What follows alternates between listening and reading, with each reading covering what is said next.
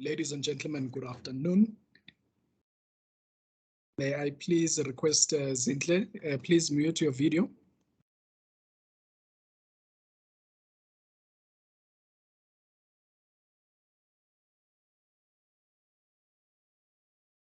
Thank you. Good afternoon, colleagues. Good afternoon to the distinguished guests. And I should say good morning to the colleagues connecting from the US. Welcome to the Exporting to the US webinar that is held on the 24th of May in 2022. The USA Trade Hub, in collaboration with the Gauteng and Growth and Development Agency, GGDA, is pleased to welcome you to this session. My name is Marcus Baliso. I am the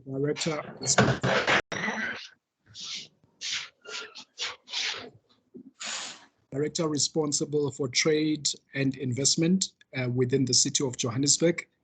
My role is to attract investors into the economy of the city and ensuring that we continue retaining and also expanding our economy. We are known as the economic hub. Therefore, it means we must ensure our participation in strategic engagements such as this one. Definitely, I would like to welcome, I see you, Consul General, welcome. Thank you very much for participating in this session. Before we proceed, ladies and gentlemen, just a few ground rules. As we all know that we are now working in a virtual environment, we have appreciated the changes that technology has brought. Just a few ground rules. From the side of the team, what we would request is that everyone mute your microphones, your videos. We will have a session at the end, the question and answer sessions. So if you do have questions, please do note them, and we will be engaging on those questions towards the end of our program. Before I take any more time, let me highlight the strategic nature of the discussions that we are having in order to showcase that there are opportunities in the US for our businesses to actually exploit, and there's also opportunities for the US to also exploit from our side. We've got our program in front of you. I trust everyone is able to see this program. The agenda that we have Ms. Tifelo Majoro representing Gauteng Growth and Development Agency. We have our Consul General, His Excellency Vincent Aspera, representing the US. We have USAID Trade Hub. We have Frank O'Brien. From the GGDA side, we had Ms. Zanele Fakude, and I think this is the change that we will be making to the program. The colleague, Tifelo Majoro, will be touching on that presentation. So she will be doing the welcome remarks and also introducing GGDA to the audience. Doing business with the US, we have Abigail Ellery. We have route to market, supplying US distributors and retailers, an item that will be delivered by Paul Fenter. We have the Africa Trade Platform, represented by Warwick Blamley, e-commerce management by Shlomo Greenblatt, and then we will have our question and answer session. Ladies and gentlemen, welcome. And let me allow my colleague, Ms. Tifelo Majoro. Please prepare yourself to engage. Dumisani, I've noted your hand. What we will do, we will be taking all questions at the end of the agenda. So please hold on to that question. It might be a burning question, but you can type in the chat box if it's something that is very urgent, so that we do not disturb the speakers that are on the floor. Ms. Tifelo Majoro is the head of investment, trade, and regulatory enablement. In short, it is called DIRE, at the Gauteng Growth and Development Agency. She is an analyst with over 13 years of experience providing economic development solutions and has a strong knowledge of evaluating infrastructure projects, policy, and conducting socio-economic impact assessment. Her experience cuts across various infrastructure projects and sectors such as water, transport, energy, education, health, and housing, including strategic infrastructure projects and special economic zones. She has recently been seconded to the Office of the MEC of Economic Development in Gauteng as a member of the Special Economic Zone Task Team, which is responsible for fast-tracking the implementation of the SEZ program in Gauteng. And as a member of the SEZ Task Team, she is responsible for overseeing the rollout of the West Rand Special Economic Zones. We work very closely with Ms. Tifelo Majoro, so she is very much a strategic asset for the economy of Gauteng and also of the city. Ms. Majoro, the floor is yours. Thank you so much, Marcus. I'm not sure if Chair, you allow me to enable the video, or I can continue without the video. I'll take that guidance from you. Good afternoon and good morning to our colleagues elsewhere in the world. As indicated, I'm Tifelo Majoro with the Gauteng Trade and Gauteng Growth and Development Agency, responsible for investment attraction in the province. Marcus has already done a good job, I think, of welcoming everyone, but I would like to just take a few minutes to welcome our guests. Our Consular General, thank you for joining us on the call, welcoming our partners in this particular webinar, the USA, the USAID, the Southern African Trade and Investment Hub, City of Johannesburg, and all the other very valuable partners. We welcome you to this session, and to our audience. We believe that this is going to be a very strategic engagement that will be very informative and benefit to the engagements that you are, to the activities that you are engaged in. Just to contextualize the discussion a little bit, I think perhaps some of our partners are aware of what we call the Growing Gauteng Together 2030 initiative, or GGT 2030, which is more of a planning document, or the planning Bible of the province, if you would say. And in that document, the Gauteng province clearly articulates all the initiatives that they would like to see over the next couple of years in terms of investment, in terms of trade, in terms of all the various economic activities in the province. What is critical to mention are the targets that are contained in the GGT 2030 with respect to growing trade from the province. Also, what is important to mention are the sectors of focus that the province would like to engage on or to work on with regards to our partners across the different parts of the world. Ladies and gentlemen, the US remains a very important trade partner for Gauteng. Over the number of years, we've seen trade growing between Gauteng and the USA, with numbers going slightly over $1 trillion when you look at the period from 2014 to current. We've seen exports from Gauteng at about 500 billion rand, and just about the same of imports from the USA to Gauteng. So it just shows the magnitude of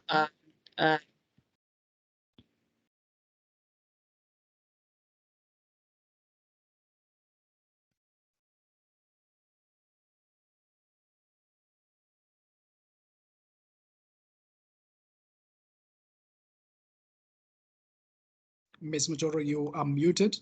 Sorry. My network was a little bit unstable. Okay. So what I was trying to mention was the fact that over the years, trade has been growing between Gauteng and the US. If you look at the trade numbers, particularly from the US into South Africa, Gauteng also accounts for the bulk of that trade between the US and South Africa, also indicating how important Gauteng is with regards to trade between the two countries. But importantly, what is it that we are trading between Gauteng and US? In the main, we've been looking at items such as iron and steel, organic chemicals, vehicles, as well as nuclear reactors. So you can see that these are like major items, including your electrical machinery as well as aircraft-related parts. These are major items of trade, but it equally remains important that this trade between the two countries also benefits smaller enterprises in specific sectors that are easily accessible to them. And I think that would also be the crux of today's discussion around how do we support enterprises from Gauteng to access export opportunities from the US. So that would be my welcoming remarks to our audience on the line. Just to get straight to the presentation that would have been made by Ms. Zanele from the Trade and Investment Unit. I will also get straight into that. That particular presentation will also focus on what is it that we provide or we offer as the Gauteng Growth and Development Agency in terms of the services that we offer. Can I get into that presentation, Chair? You will have to just give us a few moments because we have to welcome the next speaker on the agenda. But I think you can settle very well in Zanele's slot if that won't be a problem. But otherwise, let us rope in the Consul General for the US Consulate in Johannesburg. Mr. Vincent Vini, in short, Spera. Welcome, Consul General. Vincent Spera is the U.S. Consul General in Johannesburg. Prior to this, he was the director. He was the director of the Office of African Affairs at the U.S. Department of State's Bureau of Democracy, Human Rights, and Labor. He has served acting director of the Department's Office of East African Affairs and acting Deputy Chief of Mission and Political or Economic Counselor at the U.S. Embassy in Dar es Salaam in Tanzania. Prior to Tanzania, he served as a Crisis Management Coordinator in the USA Department of State Operations Center in Washington, D.C.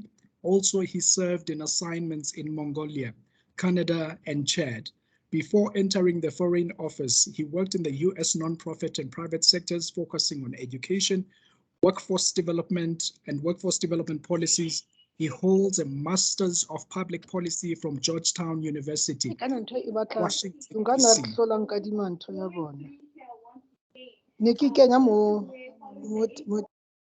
Consul General, welcome to the discussions.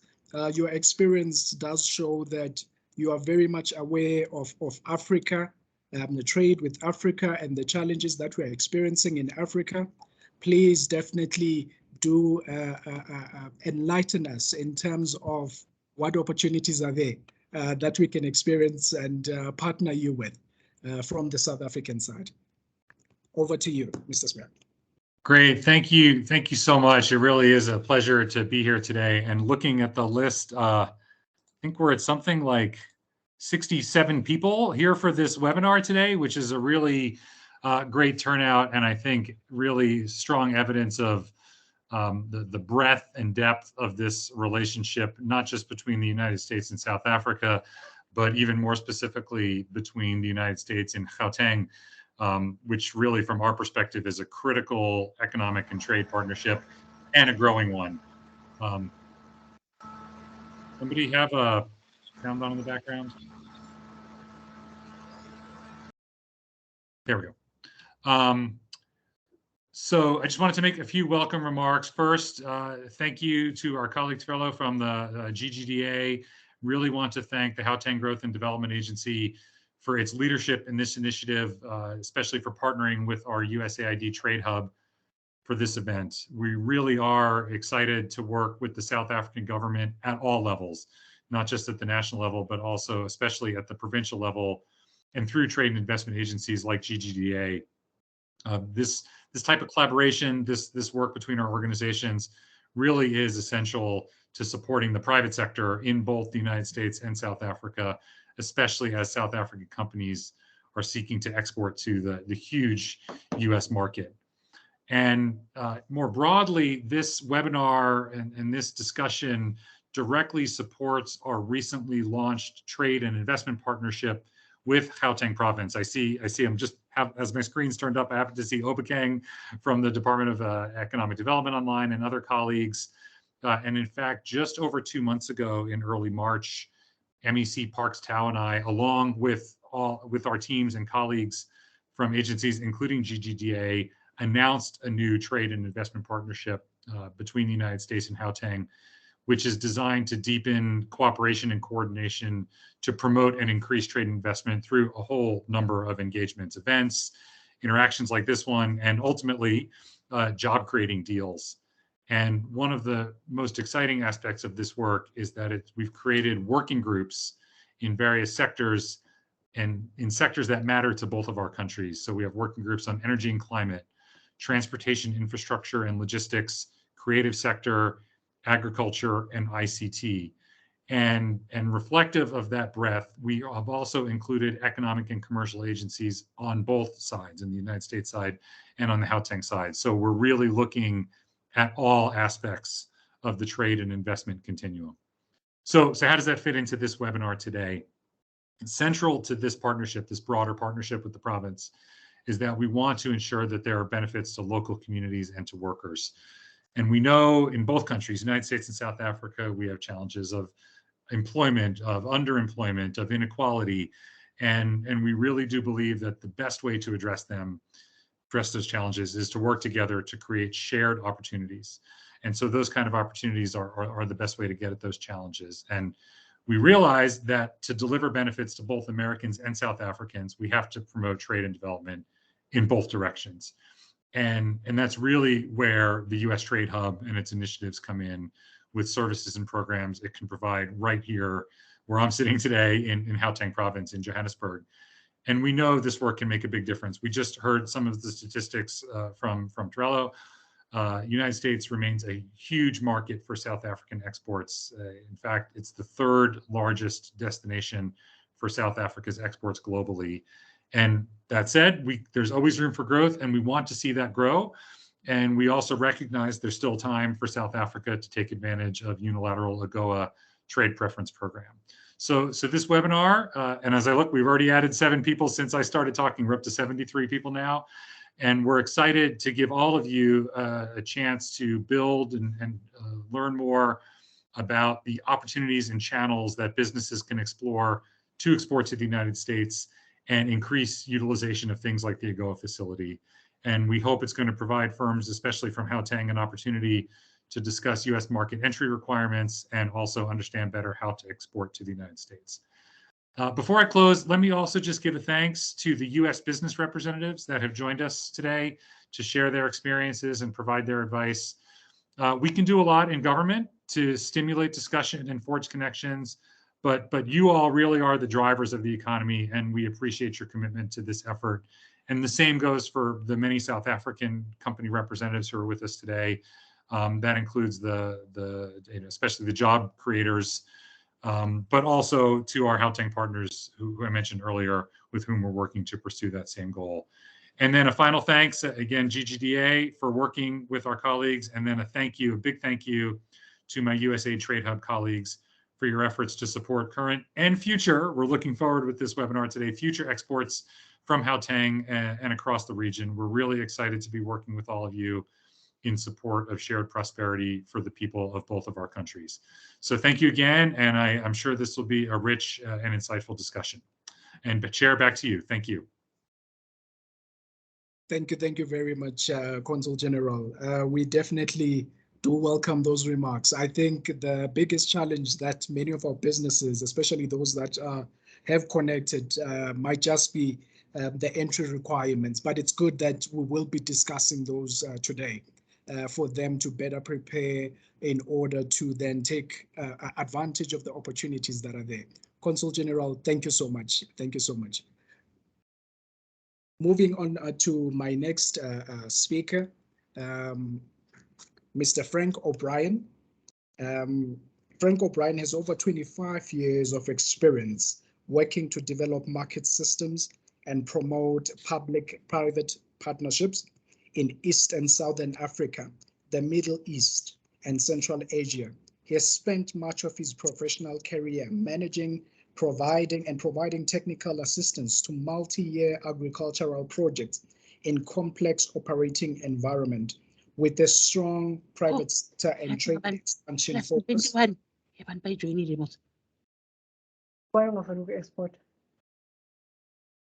Expansion focus. He has also designed and implemented 7 USAID funded projects, often in the role of chief of party. Mr. O'Brien, welcome to the webinar. Let us enjoy and engage the expertise that you have. Please do share with us. The floor is yours. Please do not unmute your video. Allow it, because I was actually supposed to allow all the presenters in the beginning to show their videos, but I think it would be very much beneficial for the colleagues to see you, because we might actually run to you at the airport, so at least when we can put the face to the presentation, that will be great for the team. Thank you. Over to you. Thank you very much, Chair, and it's lovely to be here this afternoon. I would like to thank our colleagues at GGDA for your help in organising this event today, and of course the Consul General for his very kind opening remarks. It's great to see such a good turnout. As the Consul General mentioned, we have over 70 participants today in today's presentation.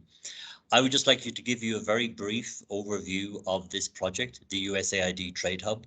I know some of you may be familiar with the project, but maybe some of you are not. So in that regard, let's just give you a very brief overview. The project is a USAID funded 6-year program. We're now in our final year and we're approaching our final few months of implementation. But the project has 3 core objectives. Objective 1 is to increase exports to South Africa from the targeted Southern African countries. We work across 9 Southern African countries, and we work with businesses in those countries to export into South Africa. The second objective is to increase investment of capital and technology from South Africa into those targeted Southern African countries. And the idea being that with this increased investment and technology from South Africa, that spurs additional growth and exports from those countries into South Africa. And our third objective is the sustainable utilization of the African Growth and Opportunity Act, AGOA opportunities from Southern African countries into the US, of course. So this program works really very directly and closely with the private sector to enable our partners, enable businesses to better understand not just how to export efficiently and more profitably into South Africa, but also how to export into the US market. As the Consul General mentioned, the US market is a huge market and a huge opportunity for businesses across Southern Africa. But sometimes it seems quite daunting to understand how to and which products and where to and how best to export into the US. And a project like ours is the real objective is to work with businesses to be able to better understand and to be able to navigate what may seem extremely complicated, but to try and to simplify the process, not to simplify the process, but to make it easier to navigate the process and to understand how best to approach what needs to be done to successfully export into the US. We have many examples of companies that have been able to start and to increase exports over the past 6 years, not just here in South Africa, but also across the region. And it's this expertise that we would like to pass on today. And I'm very pleased that we have such a strong support from our US colleagues who are there to help and to explain what needs to be done.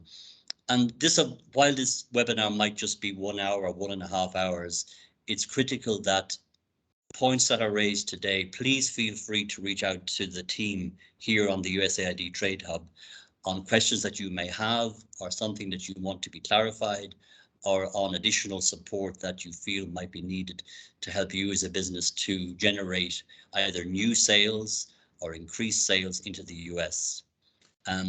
It's really about not being reluctant to ask for advice. We're here to offer help and support, and it's really up to you to say, how can we best seek guidance and advice from an organization like the USAID Trade Hub to help you export more into the US market.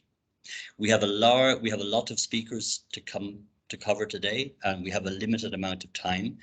So I won't take up any more time other than what I've just taken up now. So I'll hand back to the chair so that we can hear from the next speaker. Thank you very much, and please note any questions that you might like to ask later in the program so that we can address those at the end of the session. Thank you, everybody.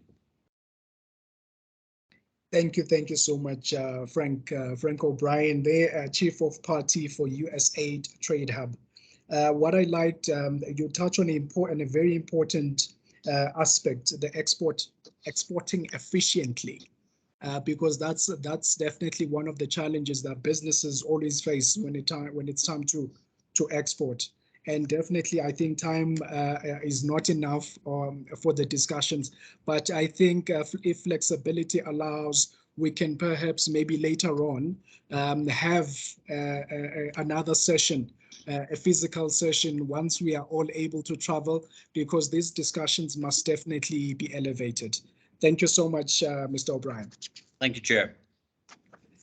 My next speaker is Ms. Stefelo Majoro. As I had already introduced her in the beginning, she is the head of investment, trade, and regulatory enablement, DIRE, in the Gauteng Growth and Development Agency. Ms. Majoro, let me bring you back so that you can then touch on the important aspect when we're looking at businesses that are located in Gauteng. What can we do to support them, and what can we do in order to ensure that the export potential of these businesses is realized? Please, the floor is yours.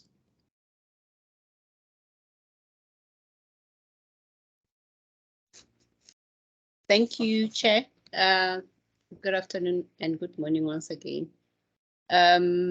So just to put it into context, I think before we get into how, as the GGDA, we support enterprises to access markets, I would like to briefly just talk to who we are and what we do broadly as the Gauteng Growth and Development Agency. So the Gauteng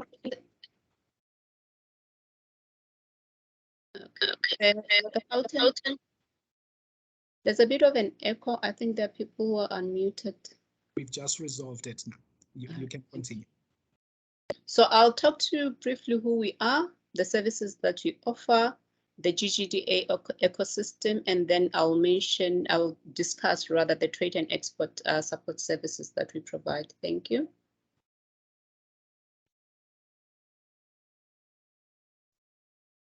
So the Gauteng Growth and Development Agency is an agency of the Gauteng Department of Economic Development, wholly owned by the Gauteng Department of Economic Development, and mandated with attracting investments into the province, as well as supporting Gauteng-based companies to access markets in the rest of the world broadly. As the entity, we are also tasked with developing economic infrastructure that supports economic development throughout the province. We've been involved in big projects like the Gautrain. It was rolled out by the Gauteng Growth and Development Agency in the olden days when it was still called Blue IQ. As the agency, we are a group of companies. We are a group of companies with about 4 subsidiaries. Next slide, please. We're a group of companies with about 4 subsidiaries. Those subsidiaries focus on different aspects of the sectors of the economy. Next slide, please. The first one is the Automotive Industrial Development Center, shortly known as the AIDC. AIDC supports the automotive industry in the province, from the OEMs to the different tiers along the value chain of the automotive sector. We also involved in incubation programs in that regard to support local companies to be able to provide parts to the different OEMs in the province. We have the Innovation Hub, which is responsible for the innovative sectors such as the pharmaceuticals, the green economy, the biotech. With the Innovation Hub, we support entrepreneurs with innovative ideas, incubate them to a point of commercialization until they are ready for the market. We also have the OR Tambo IDZ, which is an SEZ in the main, focusing on light, high-value goods that are produced there by the SEZ and exported through the air transport mode. From a value offering perspective, it is adjacent to the airport, and that makes it quite important from a transport or from a logistics point of view. We then have the Constitution Hill, which is located in the city center of Johannesburg. The Constitution Hill supports the creative industry, and it was part of a project that would support the rejuvenation of the inner city of Johannesburg. So as a group of companies. Apologies, Mr. Doro. I think we have someone who's not muted. Please, everyone, mute when the speaker is on the floor, because it is interfering with the flow of the presentation.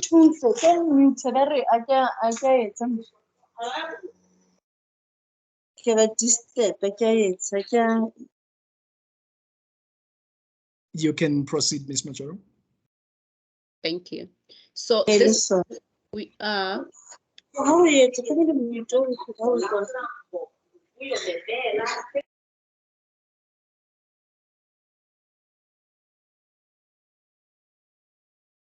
So this is who we are as a group of companies supporting the various industries in the province. Next slide, please. We work through various partners in order to achieve our mandate, working with national government, departments such as Home Affairs, the DTIC. We work with agencies, including ESCOM, and all the other departments that are in the main important in the value chain of an investor, from a regulatory approval process, as well as issuing permits and all other related services to investors. We also work with provincial governments as well as local governments in the province. But importantly, we work with the private sector and DFIs. And today, it's that indication of how important this relationship with the private sector is to the work that we do throughout the province. Next slide, please. So just to get into how we support companies from a trade and export point of view, we offer different trade and export services. First, we assist companies to access new markets. We have in the past been focusing a lot on markets in the African continent, but we are also focusing on other export markets. And this is testament to the conversation that we're having today. We provide also export readiness training to various companies in the province, understanding that for companies to export to other countries, there are rules and regulations that they would adhere to, and in some instances, they may need support in order for them to understand what it takes to export certain types of goods or to export to certain markets. We also identify infrastructure opportunities in the rest of the African continent and match them with Gauteng-based companies. We understand that Gauteng companies, when it comes to infrastructure rollout and property development, they are very well advanced, and they are in a space to be able to support other African countries in their development agenda. So such opportunities, when they arise, we are able to match them with our local companies to support such developments in the rest of Africa. We also assist with trade and regulatory challenges faced by Gauteng companies domestically and internationally in various countries. We provide support to access local and international selling platforms. As you can understand, our role is to link our Gauteng companies with opportunities out there, and we do that through the different selling platforms that we are able to have access to. We also work with strategic partners globally and locally, and provide training and platforms for our local companies. And lastly, we also assist with regulatory challenges, working with our FERs as well as global partners. We can expand more on this one, maybe on these issues during the Q&A session if there are further clarity seeking questions. But for now, we can move on to the next slide, please. We may all well be aware of the Africa Free Trade Continental Agreement that is now underway, and as part of the work that we do as the GGDA to access or to support companies to access opportunities through the AFCFTA, we have developed a roadmap for that AFCFTA using Ghana as a benchmark or as an entry point into the West African market, whereby working with our Ghana counterparts, we have identified strategically located piece of land in Ghana where Gauteng companies will be allowed to set up and produce from there and then export to the rest of the West African market. Why Ghana? Ghana is business friendly, and that is the model that we'll use even when we enter other regions of Africa through one particular country. We identify a market friendly country where we can set up, and where we also have good relationships in terms of the work that we do from an investment space. For now, the sectors that we also focus on include light manufacturing, creative and tourism sectors, cosmetics, automotive, and agro-processing sectors. We already have companies that have shown interest, that have taken up the opportunities in this particular initiative, some of them including those in the ceramics, condiments, cosmetics, as well as bus manufacturing industry. This is ongoing work. We are open to taking further companies to link them up with this particular opportunity so that they can have an opportunity to set up in the West African market and access the rest of the market of the West African market from that point. Next slide, please.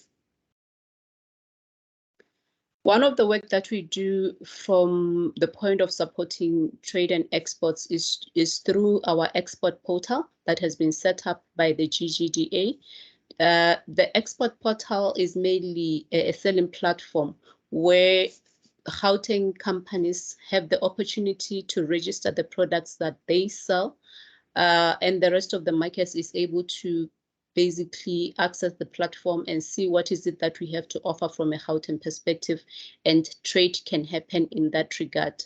The portal is up and running and is there's still issues that obviously we are working on to improve it, but we are taking companies, we have registered companies with the specific goods and services that they are selling.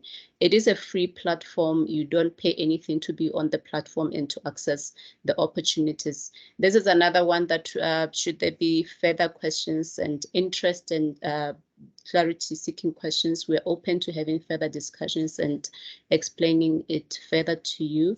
I think the last slide that we have, next slide please, is just basically still linking to the export portal that we'll be more than happy to engage on. I think in the interest of time, this is the end of our presentation. I'll hand over to the chair and then we will take the opportunity, the questions and answers. I mean, the questions at the end of the session. Thank you so much. Thank you very much, Ms. Majoro. Indeed, there's definitely work that's taking place. You guys are really working at Province, and it just amazes us that the portal is now ready for businesses to register. I would like to encourage even the businesses that are connected to this session, utilize this export portal. It's actually free, and the colleagues will gladly assist you if there's any challenges that you're experiencing in getting into that portal. Before I take any more time, let me also bring in the next speaker, Miss Abigail Ellery, who will be touching on doing business with the U.S. State of Florida. She is the Director for Africa Regional Enterprise, Office Enterprise in Florida, Inc. And Abigail has supported Enterprise Florida's mission by overseeing the international trade, development, and foreign direct investment efforts all over Africa. Since 2012, she has been responsible for creating new trade opportunities between Florida and African business entities and enhancing existing economic development activities. Thank you very much, Abigail, for joining us in this session.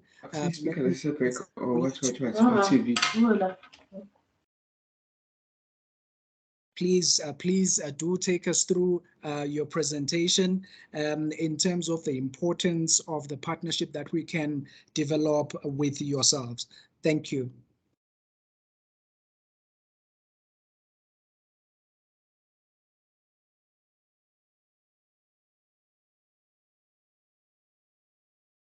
Abigail, apologies, I think you are still muted. Please unmute. Sorry about that. Thank you, moderator. Greetings, everyone. I'm going to wait for my slides to come through. I'm going to start with gratitude and hopefully end with inspiration. So thank you to USAID Trade Hub, to Gauteng Growth and Development Agency, and to the City of Johannesburg for ongoing partnership and collaboration, and specifically for the opportunity to feature Florida in this webinar. It is a privilege to present alongside your other strategic partners that we thanked and listed before. Thank you to old and hopefully soon to be new business partners and colleagues. We appreciate your time and interest in the state of Florida. This hopefully is the start of a conversation that we can continue after this webinar and hopefully face-to-face. I do not have a contents slide, so I'm just going to surprise you with fun facts about Florida. Next slide, please.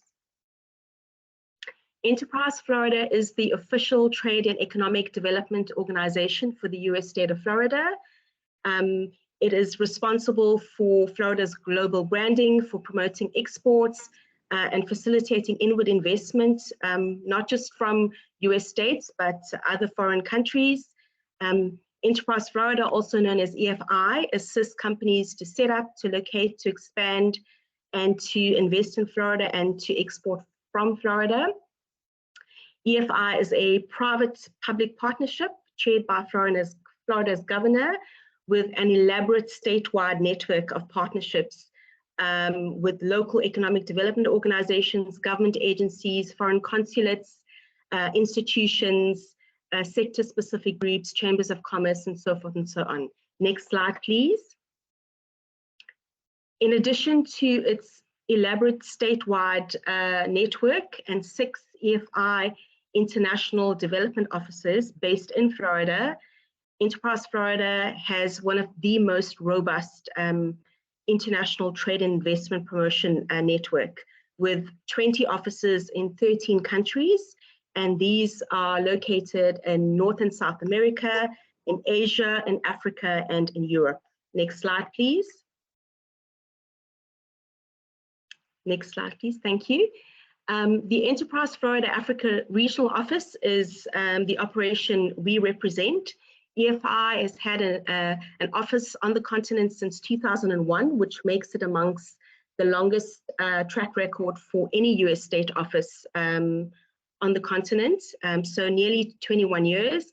I personally have been involved over the last 10 years, so since 2012. Our mandates are around trade, and under the Africa Trade Expansion Program, that is the promotion of bilateral trade. And we support African companies who are doing really well in the continent and looking for new markets. We support them with setup of at least a representation office in Florida for access to various markets, whether North America, South America, and Caribbean Basin. We have an extensive network of strategic partners, which I'll touch on later, and also trade associates across the continent in Southern Africa, East and West Africa, and in Central Africa. Next slide, please. Next slide, please, Wendy. Thank you. So this is the Florida that's familiar to most of us. This is the Florida that's well known. Known as the Sunshine State, with its beautiful beaches, the cruise capital of the world, with Port Miami, Walt Disney World, various theme parks. And all of this is true. Florida is, pre-COVID, saw close to 130 million visitors to the state each year for tourism, leisure, and entertainment. But hopefully we want to paint a picture of Florida as a trade and business destination. So there's just so much more to the state. And as we say, come for leisure and stay for business. Next slide, please. Aside from what is commonly known about Florida, its story also includes the fact that it is a powerful economic state. Just to give you some context of its economy, Florida is the 4th largest economy among US states, and that is 4th to California, Texas, and New York. With 22 million people, that's the population size. What is fascinating is if Florida were to be considered an independent nation, it would be larger than Taiwan, Switzerland, Turkey, Argentina, and Hong Kong, and it would rank the 19th largest in the global economy with a GDP of around $1.2 trillion. So that is significant. I'm going to touch on Florida's key industry sectors, which is a blend of traditional and high technology industry sectors. So it's so much more than what we know it to be as the Sunshine State, with leisure, tourism, entertainment, and hospitality industries. Next slide, please. Next slide, please.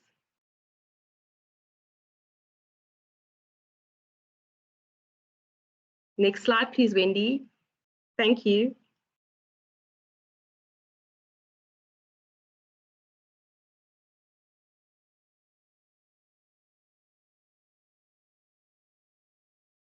Hello, Wendy.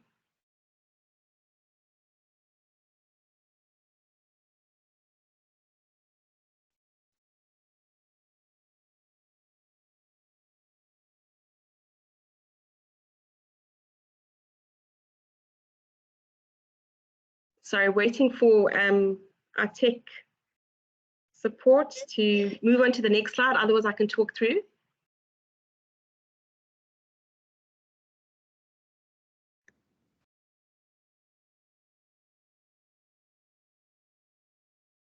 We should be on slide 7. Let's see where we now. Do you want to go one back? One back? Yes, there we go. Thank you. Thank you. So this is where it gets interesting. Florida's leading economic sectors are what we call the high innovation industries, and I don't have time to go through the various subsectors, but in summary, Florida really is the place where technology, creativity, and exploration seem to converge. It's one of the states with the largest exporters of high technology goods. And some of the key strengths with the state of Florida are the aviation, aerospace industry, life sciences, that's everything from pharmaceuticals, healthcare. Then we've got clean technology, financial services, and a whole host of professional services, information technology, telecommunications, logistics, and I've mentioned clean tech already, and also defense and homeland security. Next slide, please. Just quickly, Florida's regions. There are 7 distinct economic regions within the state of Florida and 67 counties. And within each county, there is a local economic development office that we relate to, that we support and we serve. Next slide, please. Because Florida is so well known for lifestyle and travel amenities, many people are surprised to learn that Florida is a global business hub and an international trade leader. Florida is home to people and companies from all over the world with over 5 million foreign language speakers. Florida is known for being a business gateway, not just to North America, but South America and the Caribbean Basin. And many Latin American corporate headquarters are located in Florida. Florida is also among the top 10 manufacturing states in the US. Next slide, please. Florida has strong trading patterns between Latin America in both import and export statistics, with about 1/3 of the total of US trade with Latin America passing through Florida. International trade volumes are substantial, about $150 billion, which is 60% of that with the Americas. And then the service exports are about $50 billion, which is also equally significant. Florida's top trading partners are mostly with Latin America, except China and Japan are featured among the top 5. And part of our presenting and doing outreach on behalf of the state of Florida and with Africa is to try to get Africa broadly on the map, as well as individual nations within Africa. And South Africa, of course, is just one of the countries that we want on the forefront of those trade statistics. Next slide, please. Some of the key business advantages with Florida include a favorable business climate, pro-business regulatory framework, political and economic stability, a rules-based legal system, enforceable contracts, and very few restrictions on capital flows. Florida has state-of-the-art, multimodal, advanced infrastructure and global connectivity, and a very strong entrepreneurial economy. Florida has highly competitive costs and tax structures and includes incentives. And, you know, finally, what makes Florida very attractive is the unmatched quality of life. Next slide, please. Florida certainly is the gateway to Latin America. Florida has the natural and historical advantage of geographic, economic, cultural, and linguistic links to Latin America. It is seen as the gateway to South America, and that is reflective in the trading patterns over the years. There are over 2,500 multinational firms in Florida. Many are regional headquarters for Latin America. And outside of New York, Florida has the largest cluster of international banks. Next slide, please. This is a great visual that just shows Florida's distinct advantages and super competitiveness relative to these states: California, Georgia, Illinois, New Jersey, South Carolina, and Texas. And here you will see Florida ranks really well with lower than the norm wage rates, low unionization, highly favorable business tax, and of course the most attractive and one of the draw cards being no state personal income tax. Next slide, please. Trade, transportation, and telecommunications infrastructure is significant in Florida, and that obviously impacts connectivity if you're wanting to get products across.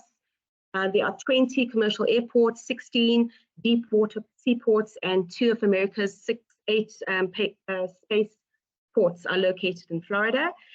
With Airlink connectivity, Florida's 20 commercial airports offer non-stop scheduled service to over 160 US and international destinations. And of course, more direct flights to Latin America and the Caribbean than the rest of the US combined. Florida's telecommunications infrastructure is amongst the most advanced in the world, enabling fast, efficient connectivity at highly competitive costs. And of course, there's miles and miles of freight rail tracks and miles of highway. So yeah, it just makes for an expansive multimodal infrastructure. Next slide, please. Whether your interest is in exports or imports from Florida, this will give you insight into demand and supply, just of the top 10 items that are being exported out of Florida and imported from other markets into Florida. Some of the key exports from Florida are in the aviation, life science sectors, ICT, and automotive. And some of Florida's key imports are in automotive, metals, minerals and mining, and apparel textiles. And of course, we can produce this list for the top 50 or 100 commodities, which might help you. Next slide, please. And yeah, this is my final slides. With the trade promotion and support services that our office as the Africa Regional Office provide, these include your generic services, that is straightforward business linkages, government to government linkages, broad spectrum linkages between industry associations, chambers of commerce, education, research and development institutions, regulators, strategic partners, even getting involved in trade and logistic conversations around direct air routes. Also for just general interest, should people want to share best practices or just have general dialogue, we do our best to facilitate links. We get involved with trade events, trade missions from Florida to Africa, as well as African missions to Florida. And again, this can be private sector business as well as government or mix thereof. For African countries, companies that are done well on the continent and are looking for new markets, whether North America, South America, or Caribbean Basin, we encourage some kind of representation office in Florida to help you access those markets. And with that, our office and colleagues are able to support with everything from site information to incentive and tax exemption information, finance programs assistance, anything relating to permits or regulatory assistance, and so forth and so on. Next slide, please. I've already touched on some of our Enterprise Florida state partners. Again, a really extensive network from Visit Florida to the 67 county economic development offices, Career Source Florida, all of the ports associations within Florida, seaports and airports, Space Florida, and the Department of Economic Opportunity. Next slide, please. With our Enterprise Florida Africa strategic partners, extensive with various levels of governments, national, provincial, and city governments across the continent in every nation. We work very closely with our US government partners, whether it's USAID Trade Hub, USTDA, the US Commercial Service, the various consulates and embassies, and of course, all of our industry-specific agencies, chambers, and other multiplier contacts. Next slide, please. The next 2 slides are just a quick visual on some of the foreign-owned companies that are operating in Florida. And again, it's a diverse list. It's everything from aviation, life science, and that's healthcare, pharmaceuticals, to banking, finance, telecommunications.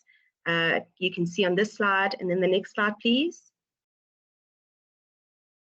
And these are ICT companies, automotive, and research and development. So just a snapshot of just a handful of companies that are operating in Florida that are foreign owned. Next slide, please. This is our wonderful team of trade associates that are all over the continent, representing various markets in South Africa. I'm based in Durban. We have 2 trade associates in Cape Town, and we work with other associates in Johannesburg. So just the major centers, but we do travel all over. I spend at least, I do at least 2 trips to Gauteng, so looking forward to face-to-face at my next trip up in Johannesburg. And then my final slide, I did say I would start with gratitude and end with inspiration. Next slide, please.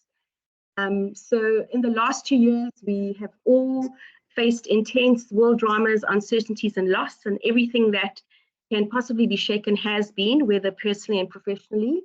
So most of us would ask, what is the business of business these days? And for us, whether you have interest in Florida specifically or the US broadly, we encourage you to just keep going for it, or even the global markets.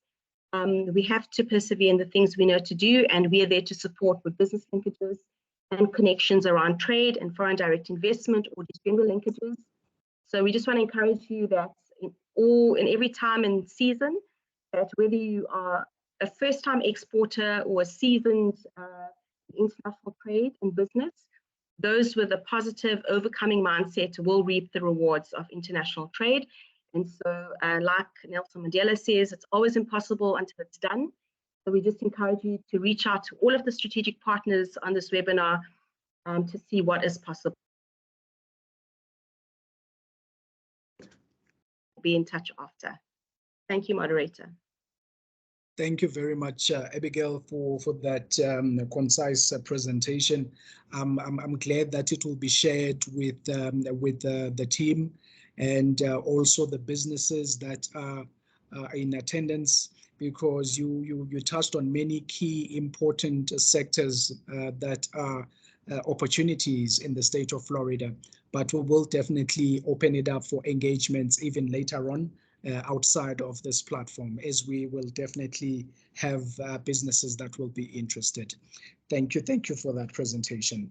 My next speaker is Mr. Paul Fenter, the managing partner of OnDeck. He's the founder and CEO of OnDeck, a route to market firm based in South Lake, Texas. OnDeck serves as a platform for established African businesses to enter the US market. Gentlemen, welcome. I think you are one of us, and thank you for representing us in another economy. It does show that there's opportunities for our businesses in Africa to really tap into the instruments, the trade instruments that we have at our disposal. But I'm glad that you are part of this session, so you can take us through your presentation. Over to you. Thank you, Chair. It's a real honor to connect with you guys, and every single time we do connect with South African businesses, for me it's encouraging and inspirational, because the pathway and I guess part of our journey that we'll share with you guys is an entrepreneurial one. Born and raised in South Africa, you might hear I have a little bit of a Texas twang to my accent that has crept in, but still very much proudly and gratefully South African, and now also a grateful American. And yeah, I loved listening to Abigail's presentation, because it's so informative towards things that I wish we knew when we embarked on this journey, starting out as brand owners and as entrepreneurs wanting to enter this market, and now a few years down the line, we've established some infrastructure to do that. And if you can move towards the slides we have, I think I will point out a few things. Quick background context here from an OnDeck perspective is that we started out as brand owners, and what we've always done is take Southern African ingredients or Southern African manufacturing solutions and roll that out in the US. And I think part of our context here, if you can proceed to the next slide, is we're part of the Mergon group of companies. Mergon, if for those that do not know, is an investment firm out of Stellenbosch and out of South Africa. That's probably more known for the Mergon Foundation that owns Mergon, where it's an investment firm that continues to generate good quality returns and then reinvest that into Africa. And it's a foundation that is selflessly serving the people of Africa. So for us, this conversation about connecting trade between North America and Africa is fundamentally important, because we know that sustainable trade creates good, sustainable impact on people's lives. But I can also tell you, through the years of experience that we've had doing this now, is that the American people are hungry also for what Africa has to offer. And that's where the great opportunity in this conversation sits. I think from a timing perspective, it's interesting, but also from just bringing the best of both places to each other. For us, that's an important part. So if you can proceed one slide further. And this is a quick snapshot for you guys to understand. On Deck has been designed to solve a core problem that we simply see on a slide like this. Manufacturers and suppliers, like with a lot of the people on this webinar, sits in one part of the world, but the market is in another part. Now, obviously, our contribution to this conversation is one that's more into the mechanics and the operations of a business. And that's what On Deck and our business is set out to be, is a solution provider to solving this issue. Is the market is in one place, but the supplier is in another place, part of the world. And that problem is really a multifaceted problem to try and solve. It's not just about sales, it's not just about warehousing or compliance or even regulatory compliance, but it's about all of those things. And as entrepreneurs, we need to have the ability to build relationships in another place and to run an ecosystem and to administer an ecosystem in another place where we're not. So in essence, that's what the problem statement is that On Deck is endeavoring to solve, because we do believe that solving that problem in truly helping to facilitate trade between Africa and the US is an important thing to solve for both places. And if you can proceed one slide further, these are a few things that we'll just point out in terms of why timing is really interesting in attacking this or going at it. On the top right-hand side, you'll see that there's still time under AGOA to make use of that benefit that is there. But more so on the far left, I want to point out to you that trade competitiveness for African companies have really increased in the last while. If you follow the US news, if you follow what's going on the globe, you'll find out that there's a couple of things, like there is inflation that the US is experiencing. We can attest to that the cost of doing business has really increased in the US in recent years. Now, we can also observe in South Africa and in Southern Africa that in some places, because of COVID and the tension or the economical pressures that were there, we find that a lot of manufacturers and suppliers have become extremely efficient. Now, if you look at the delta that exists between those two, is that creates both an opportunity and a challenge to solve. Because the opportunity is that the US market can really access great solutions at a more competitive price when they source in Africa. That's the opportunity, and it's an increased opportunity that we're encouraged to see. The problem to solve in that is that your barrier to enter the US market has probably become a little bit more expensive in order to do so, because the cost of doing business in the US in recent years have increased. So proper planning and proper partnerships in order to do this is really important. We can also attest to what we see in terms of buyer movements, people that want to buy from from firms is that there's a movement away from sourcing in China and now more recently in places like Russia, and buyers are seeking out alternatives. And South Africa is a phenomenal alternative place to source from. So we're excited to help play and facilitate that role.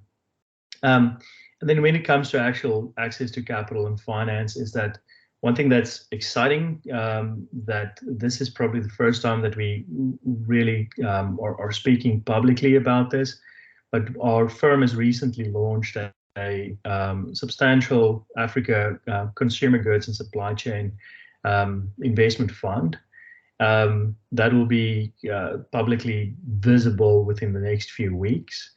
So I think that's encouraging for us because speaking towards investing into Africa is something that is also picking up from a US perspective. And we feel privileged to be here and having the ability to just bring who we are and bring what Africa is to this market as well, even from an investment availability point of view. So, and I know we'll be in contact with a lot of the partners on this call about this. So if you can proceed a little bit further. And I guess this slide is just a couple of tidbits that I want to point out for you guys. And this is entrepreneurial journey type of pieces of advice that I wish I had. I think the one that's not on this slide that I can definitely point out, I wish I knew Abigail before that just did the presentation before me when we embarked on this. The information that she presented and how she talks about it, I think is massively important pieces of information. So go consume that as much as possible.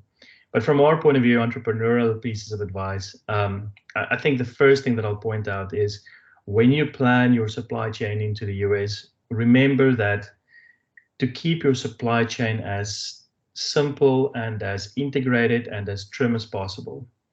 I know it feels good sometimes just working through third parties, importers and distributors, etc. But wherever possible, try to integrate your supply chain to have as few as possible touch points between you and the ultimate source or the ultimate customer and the client.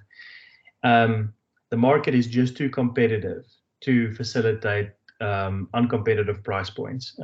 This market really requires great quality, great price point, and market support all in one.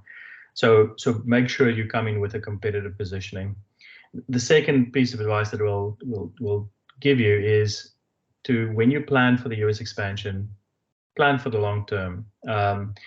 Do not, we see too many companies trying to just try it for the short term and then spend money, but basically lose the money in too short a succession because they exit the market before they've really given it the proper chance. So when you plan, rather plan to start small and have the ability to grow, but plan for the long term. Not a race, it's definitely a marathon. And then the third pointer that I'll say out there is that remember the speed of trust. In our experience is that doing business in South Africa or in Southern Africa, a lot of things default sometimes towards features and benefits and what you can offer. But because there's so much optionality for buyers and for companies to work with here in the US, most decisions are based on a good level of trust and relationship. So remember to prioritize relationships. Remember that even business to business transactions are also really rather human to human. So remember to build trust, lean into experts into this market. And I think that will make you move faster than what you would anticipate. So you can move quickly through the following slides. The following slides is just a little bit about what OnDeck does. Typically what a company or a consumer goods company needs when entering market is a whole lot of things that need to surround you. The next slide will show us that this is really what our capabilities and on deck are made up of. Yes, we do have a business development and a sales arm. We do have logistics infrastructure. We help with certain manufacturing coordination or supply chain things here in this market. We have a pretty substantial marketing team. And then obviously administration and back office, things like accounting, order management, distributor management, etc., all critically important to make your business flourish here. So our attempt in On Deck has really been to be a central command instead of companies having to piecemeal relationships for each of these vendors in this market. So if there's any interest in that, we'll be happy to discuss this with your team, but also can answer a bunch of questions afterwards. But thank you very much, Chair. Thank you very much, Paul. I'm sure there'll definitely be questions from the floor as to how they can access such a platform, but definitely let's engage further. This is the beginning of us opening up these opportunities for our businesses on both sides. Moving on with the agenda, my next speaker is Mr. Warwick Blamey, the Group CEO for African Trade Platform, Sebvest Capital. Mr. Blamey started his career at Invicta Holdings before moving into private equity, then investments, where he was the head analyst at a leading asset management house before moving to South Africa as a partner of UK-based BCMS corporate, where he was a deal maker. So let's definitely make some deals, Warwick, and make sure that our businesses are benefiting from both sides. Over to you for your presentation.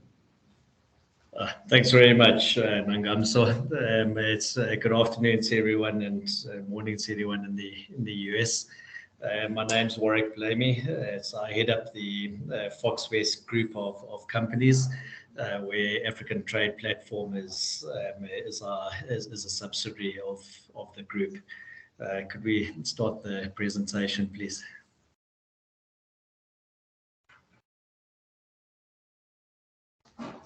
Thanks very much.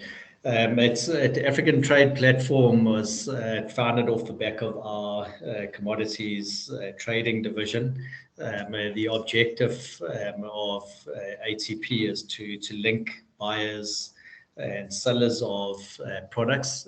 So that's predominantly sellers of products throughout sub-Saharan Africa and buyers throughout the world.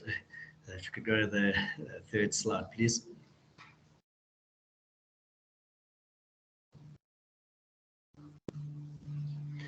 ATP have partnered with USAID Southern Africa Trade and Investment Hub. The objective of the partnership is to increase trade. So that's through a variety of products ranging from mining, minerals, agri-products, energy, through to consumables. The platform works utilizing algorithms to match various players within a transaction, with the objective to increase efficiency and to reduce touch points throughout the trade process. Next slide, please.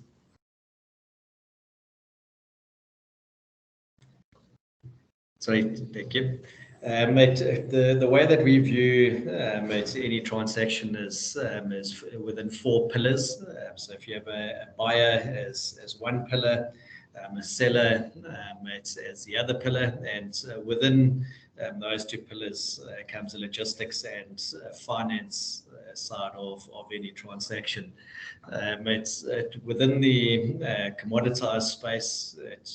With our history or historic figures that have come through, around 80% or between 80 to 90% of transactions fail due to the finance portion of the transaction, where you may have a willing seller and a willing buyer, but the touch points regarding to finance and financing the transaction itself do not match up, which is it's a pillar that we take quite a big effort effort into placing within each transaction itself. And then come the logistics side of the transaction, which it accounts as a huge cost compared to if you're looking at an exports side of a transaction. If you look at the cost of the product locally compared to what it would be landed in the US, logistics forms an extremely important function of any transaction. Could you go to the next slide, please, Semi? What do we do on our side of the platform? We link buyers and suppliers. So if you're a buyer sitting in the US and you're looking for products within sub-Saharan Africa, you would come onto our platform. The various parts to any registration that you would go through, which would form the base of the algorithms that are structured within the capacity of the platform, which would allow us to link you up with various suppliers of the product that you are looking for. The same applies to the logistics and financiers side of the transaction. From a financing perspective, we've got various options that range from trade finance, invoice discounting, all the way through to purchase order finance, which is the working capital arm of the transaction, which is by far the most complex financial structure to put into place.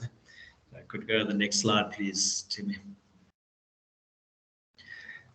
If you're a buyer sitting in the US, these are questions that you'd be asking. How do I find sellers of a product? As Paul mentioned earlier, there's potentially been a shift away from historic markets for the US, whether it be China or Russia.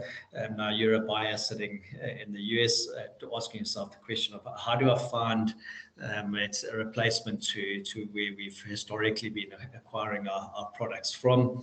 It is the seller that's sitting in South Africa. Are they real? Is it a scam? How do we know that the product even exists? How do we know the company even exists? If you're from a supplier side, you also asking the same questions. How do I know that I'll get paid for the product? How do I know that the buyer is real on the other side? How do I know that I'm just going to deliver, if I just deliver the product, depending on what the Incoterms are, that the product won't get rejected for reasons out of my control. And these are all services that the platform offers from a registration perspective, verification perspective, whereby our resources will verify the seller for the buyer who sits in the US. We'll onboard the supplier, make sure that they're real, make sure that the products are on line with the specifications that are required from the buyer's side. The same thing from a buyer's perspective. One of the pillars is logistics. Buyers want to know what the landed cost of a product is in the US. There's a huge difference in pricing coming from Johannesburg versus Zambia versus Malawi because of the logistics costs that have skyrocketed over the last 2 years. That's another aspect that the platform follows. If you could go to the next slide, Timmy. Who can participate in the platform? The platform is for everyone. It is obviously a good litmus test to the product that you currently selling or looking to buy. For an example, if you play in the commodity space and you it's within sub-Saharan Africa and you don't have the economies of scale, then you're probably not going to attract a buyer from the US, where you may find an aggregator looking to acquire your product before that product is distributed. So from that perspective, it does form a good litmus and a litmus for different markets that you may want to participate in. By putting your product out there onto the platform, you then would get the attention from various markets, and it may not be the Asian market that you previously thought you would be getting buyers from. You may find buyers coming from Europe or the US, and that's one of the beauties of the platform, is that it opens your product out to the entire world. And from a back-end support side, we don't simply just purely link up buyers and sellers. If that was the case, you probably find a probability of success of under 10%. Linking buyers and sellers are probably step one out of 10 in a process. From there, there are quite a few more steps that need to be run through before an actual transaction takes place. If you could go to the next slide, please, Timmy.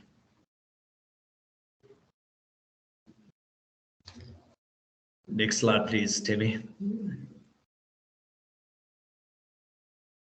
From a fee perspective, the platform, it's free to register on. There are no costs at all to onboarding. The transaction fees that the platform charges ranges between 1% to 6%. It all depends on the product that's getting sold. So, for an example, if it's a large scale iron ore transaction, then fees would even drop below 1%. And if it's a higher value, lower volume product, then we'd go up to around 6%. It also depends on the work that needs to go into each transaction. Every transaction is different. There are various complexities, but in whatever transaction we would look at, so it's all dependent. Go into the next slide, Timmy.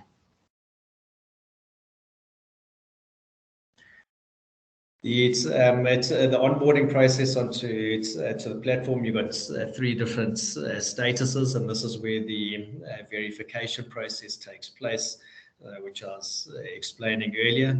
Once onboarded onto the platform, you would go through the various statuses right up to a verified member. You would only be able to transact on the platform if you are a verified member, whereby here we've done the full verification. If you're a seller, to make sure that you are real, that your products are real, and at that stage you would have been fully onboarded. Next slide, Timmy. The rewards program is the latest addition to the platform. You are ranked from your various interactions on the platform. The objective of the rewards program is to get your status to a stage whereby you've done multiple transactions, been ranked, and it's where suppliers will come onto the platform, and the due diligence. The buyers will come onto the platform. The due diligence from a buyer's perspective will be a lot less dependent on your rewards ranking on the platform itself. The next piece of tech that's getting added to the back end is it's an online escrow structure that's getting added to the platform itself. But here we trying to limit the unsuccessful transactions due to financial reasons, where a buyer sitting in the US that has never done business with a seller in South Africa there's often mistrust and hesitancy to do the first transaction, whereby a buyer doesn't know whether his funds are it's going into a scam artist or fraudulent transaction. So they are hesitant to transfer funds to the seller. And at the same time, a lot of Incoterms are it's where there's a requirement that a seller delivers products to either to FOB, it's to the US, or it's only gets paid on bill of lading. It's once the shipment has left one of our ports. So there's a hesitancy from both parties, where at ATP are now fulfilling the trusted advisor between the seller and the buyer, where the buyer's funds will get deposited into to a secure online escrow account.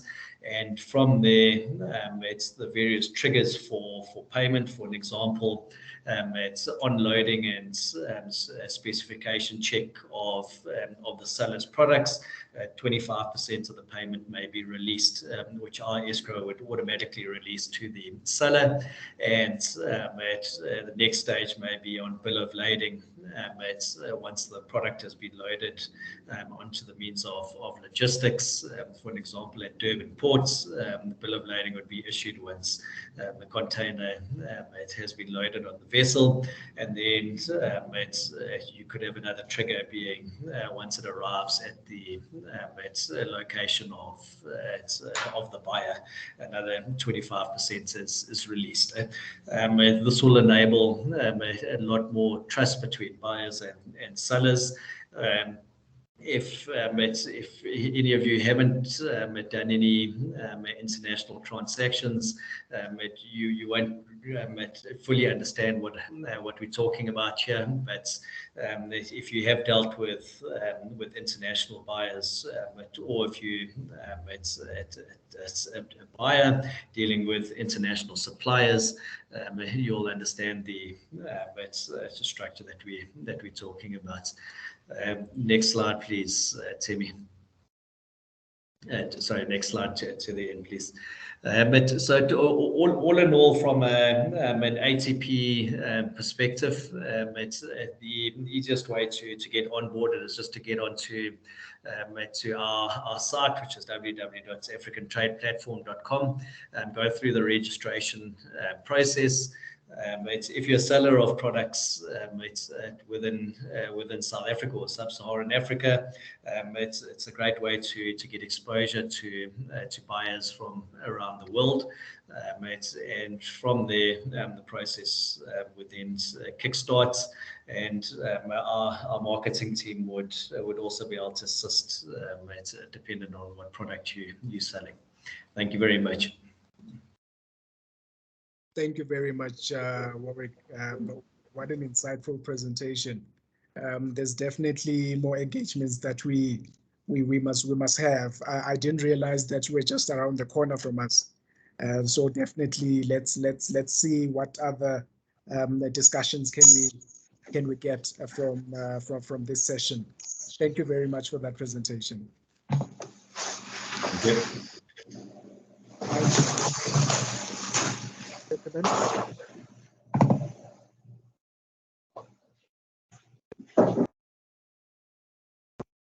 My next presenter, gentlemen, cling to mute. Can you assist? I'm unmuted here, so I can talk.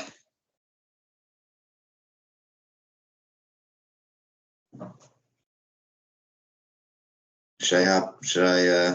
Perfect. Thank you so much, Sihlomo, for joining us. You'll be the last presenter. Just an announcement to the attendees. We will definitely be running over time. We will accommodate the question and answer session. So, Mr. Greenblatt, you will definitely also have enough time to deliver your presentation.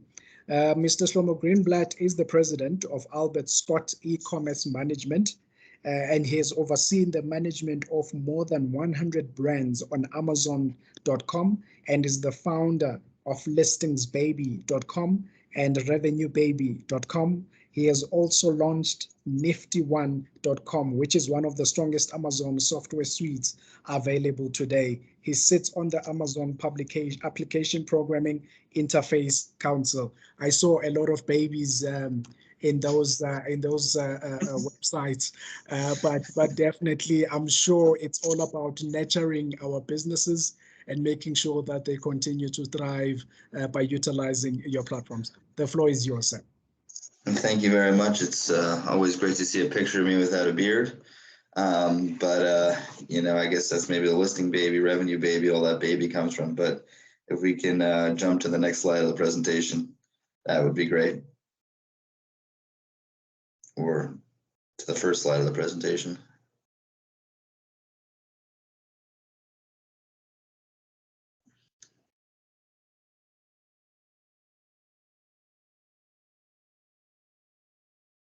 Should I share my screen? I can if, oh, there we go.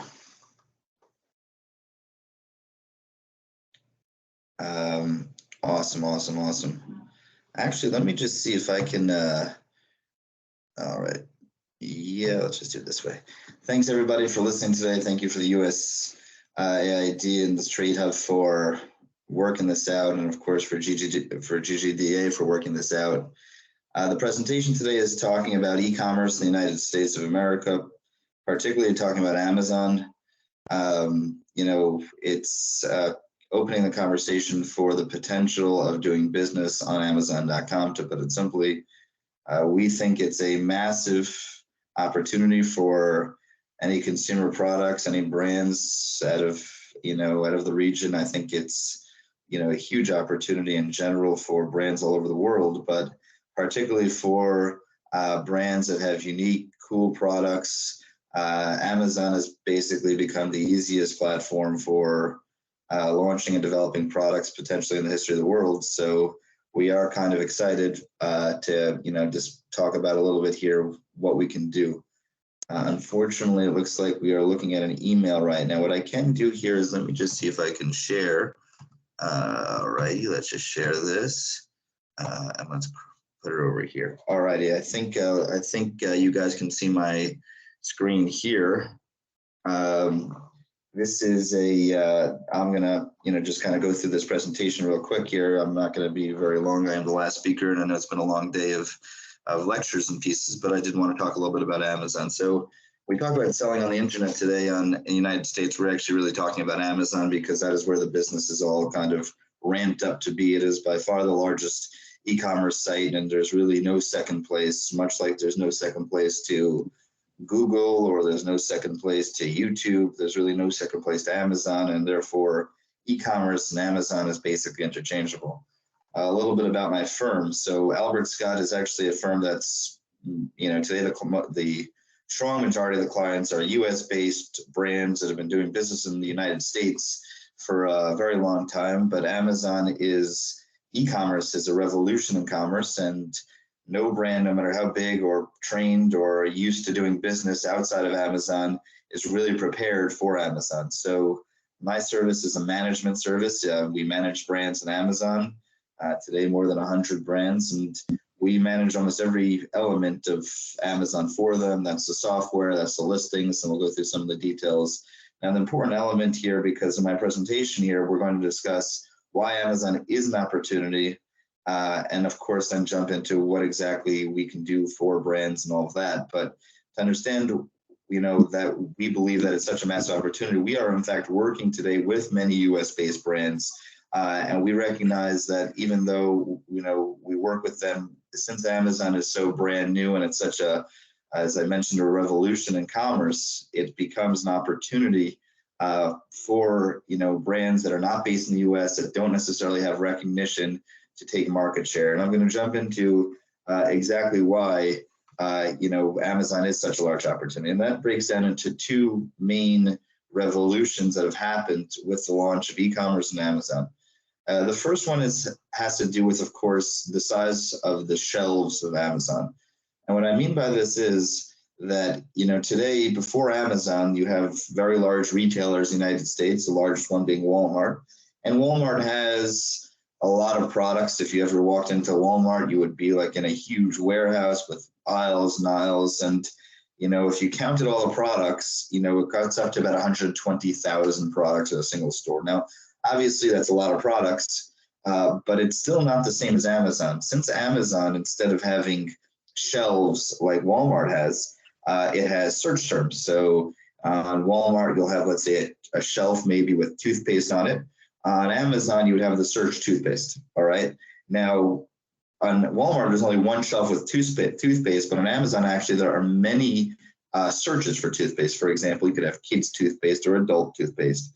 You could have charcoal toothpaste. You could have toothpaste, you know, that have a certain flavor, like a mint toothpaste and stuff like that. So on Walmart, where you only have a single shelf and maybe 20 products, on Amazon, you can technically have in that same space, you know, 20 searches, which each search is technically a shelf because a person types in, you know, toothpaste or mint toothpaste, and he sees all the products there, chooses his product and buys it, much like a shelf in a store.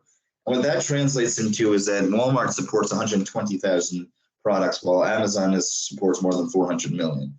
And that makes a huge difference for the ability to launch product and get shelf space from the fact that Walmart only has, you know, one shelf for toothpaste. So if you were, for example, trying to get your product into Walmart, you would have to try to convince Walmart why your toothpaste is in fact a better toothpaste than some of those other toothpaste that could have been on that shelf for 30 years.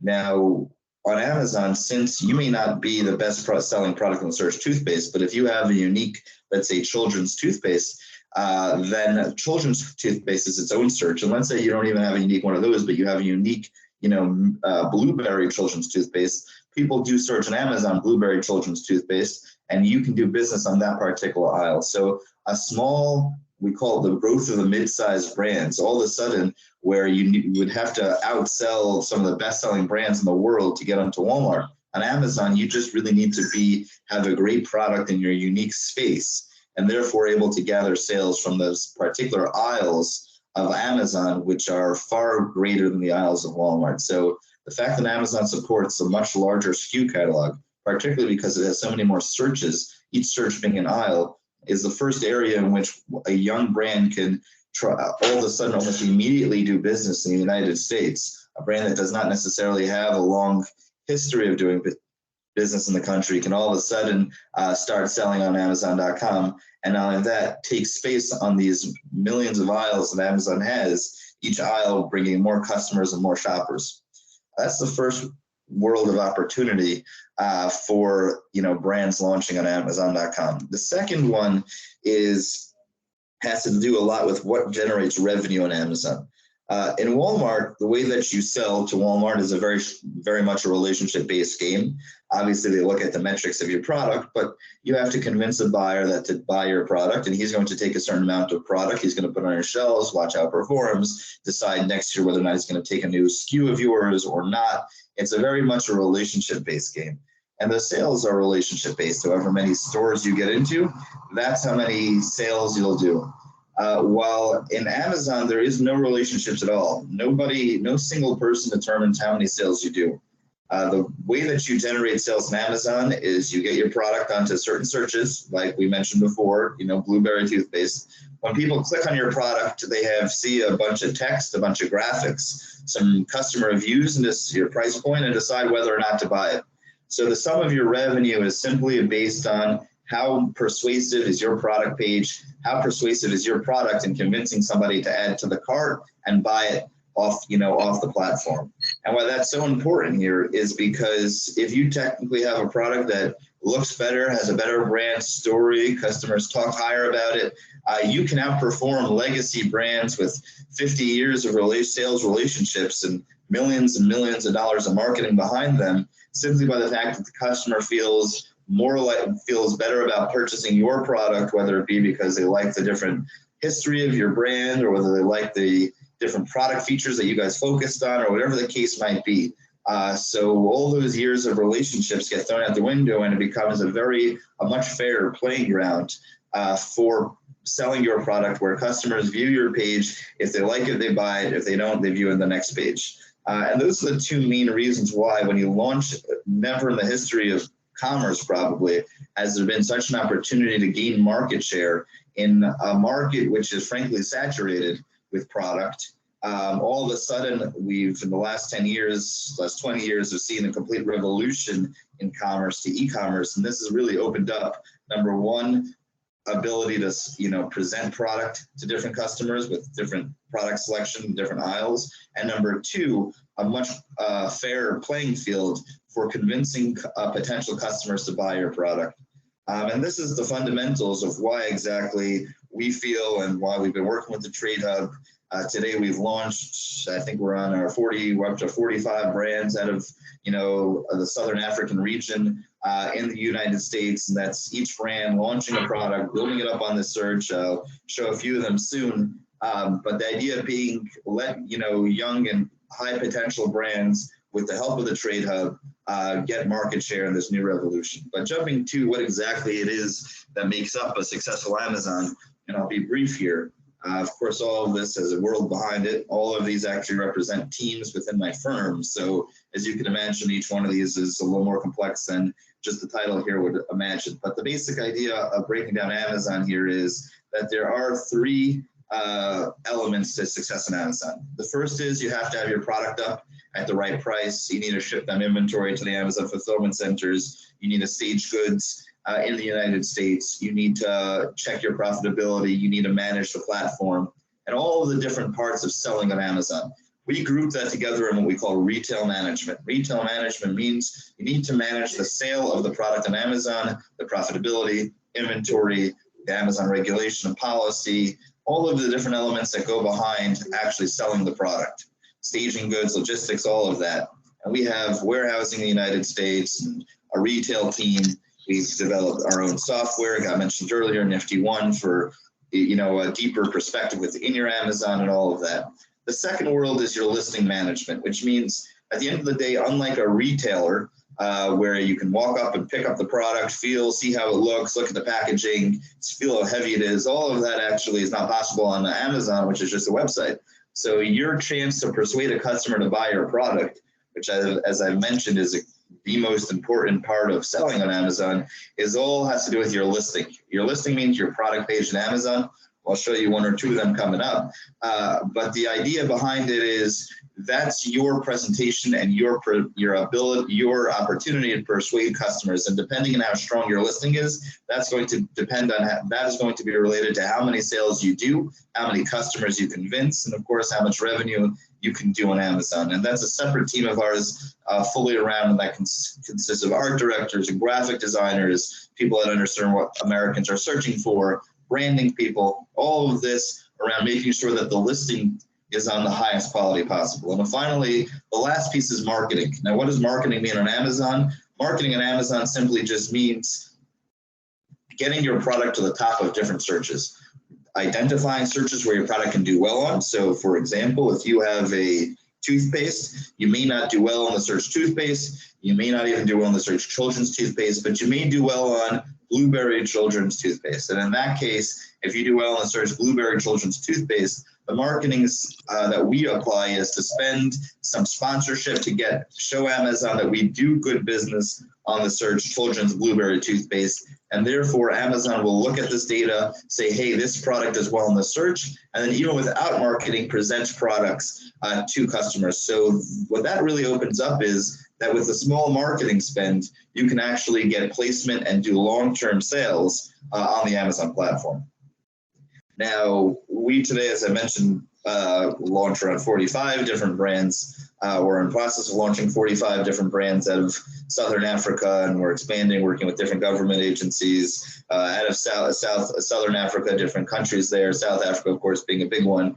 But that being said, we've kind of broke it down into a series of tasks that we do, from basically working with a brand, identifying what the price points, and that's the first one, is a financial model, meaning what are you going to retail your product at? Is it going to be $9.99, $20.99, $40.99? You know, what's your retail price? And we have to choose a retail price, understanding the different fees and shipping and logistics and all the cost of goods and all the different costs that get reduced from from that retail price. And of course, we need to have an effective marketing campaign. That's what we work with the Trade Hub for, who supported many of these brands launches, to be able to kind of have some marketing spend behind launching the product so that we know when we get the product and we put on the platform, we're going to see movement. Then, of course, we need to receive the actual product from the from the suppliers in Southern Africa and South Africa, and all of the different countries out there. And that means products have to get to our Albert Scott warehouse in the East Coast of the United States, where we receive it, we break down the pallets, we prepare it for Amazon fulfillment based on the different regulation they have, and then of course we ship it to Amazon. The next element is understanding what are the searches, and the searches, as I mentioned, are the aisles of Amazon. What are the searches that the product can do well on? So we must figure out, it may be kids toothpaste, it might be children's toothpaste, it might be blueberry toothpaste, it might be flavored toothpaste. These are all search terms. We need to do the research. We need to see what people are searching, and therefore we can utilize those searches both in the actual listing, which is number 5, create this high-grade product listing, and then of course number 6, we can execute a marketing campaign based on those searches and based on our high-grade listing and the product there to generate revenue. We've launched, Golden Goodness, branded as Zambia, in the platform. We basically became one of the top-selling products in the textured vegetable protein space. Today, the product has over 250 reviews and has done, I think, probably $75,000 to $100,000 with, I would have to imagine, under $5,000 of marketing. So you can have, of course, extreme cases of success where if you can do a good job of presenting your product. And I'll show you a couple of recent launches that we've done here, so that you guys get a little bit better understanding of what I mean by all this. Jumping back here. So for example, this was a hot chili sauce on the platform. Of course, if you look at the text of the listing, all of these have different searches that we try to push the product on, whether it be natural, whether it be hot chili oil, whether it be, and of course, this listing and designed by my listing team really brings out the different selling points of the product in a beautiful branded way. And of course, this way, the product already has achieved a pretty high review score with 190 reviews. And of course, the graphics down here, which my listing team has designed to basically really kind of convince a customer when they get to the searches, like hot chili oil, that in fact, we are kind of, and of course, everybody tracks based on our software, sales, revenue, different fees, what they're making on those sales, and all of that. Here, for example, is another grocery item. This is a very successful recent launch, beautiful branded product.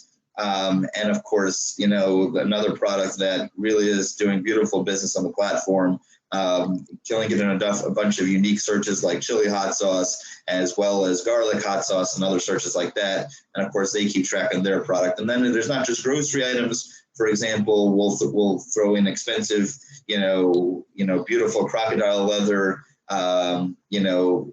wallets, and compete in the higher end markets with different branded product here. And of course, you'll have your different options. And of course, on this business, it's a little less of a volume game because the fact is it's as you can see, a really high price point, but still the capability of doing sales are there as far as that goes. And then Oryx, which is a beautiful brand out of South Africa. We represent them. We've had a very successful recent launch with them. Also with their products, salt, pepper shakers, and all of that. So you can have products in almost every category, as long as it's a consumer product with a brand that you believe in, there's massive opportunity for the platform and launching as far as all that goes. I mean, and what I mean by the marketing is, of course, so this product, the main search for it is going to be smoked salt. All right. That's just the nature of the business. Now, here's where your sponsorships are going to be. All right. These are where we pay and teach Amazon. And when basically through these sponsorships, the point would be is that to get, of course, indexing. So here is our product, to try to push this product further and further up these searches so that when people come through smoked salt, looking to sprinkle some delicious smoked salt on their steak, they hit our product, they look at it, they say, wow, this is a beautiful product, looks delicious, wow, it's got a real history, it's a real product. And of course, we have about the brand, and we have all this information about that and convince them to buy it. And of course, the more we convince to buy it, the harder we get on the search and the more business we can do. So that's just thanks everybody for listening. We're looking to launch more brands, such I'm sure as many of the people listening here on the platform. So storm the gates of the Trade Hub, get on, get some support, launch in the United States, and, of course, see what you can do there. Thank you all for listening and have a wonderful day. Thank you very much, Stromo. You got me excited. When I saw that spice, I could tell, this is coming from Africa. So there's definitely potential for our businesses to really tap into this platform that you have and expand their client base. Thank you very much for that presentation. My next speaker, who will also be doing the question and answer session, Mr. George Makore, the Deputy Chief of Party for USAID Trade.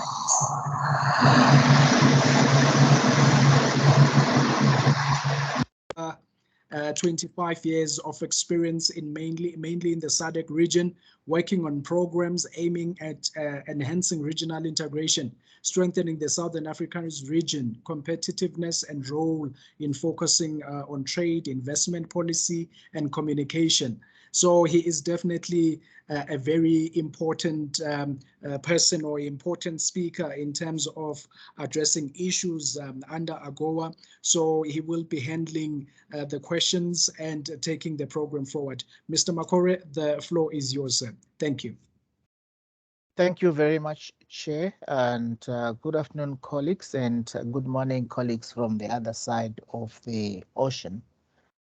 I'm quite mindful of the time, so I'll try and make sure that we speed up the process. I would like to start by thanking all the presenters, the Consul General for the U.S. Consulate in Joburg, our GGDA colleagues, as well as our partners on deck, Enterprise Pro Leader Albert Scott and Sebvest. That said, I would like to find out if there is anybody who's got any question that you would want to be addressed by the speakers or the participants here. Any questions? Yes, Nati, please go ahead.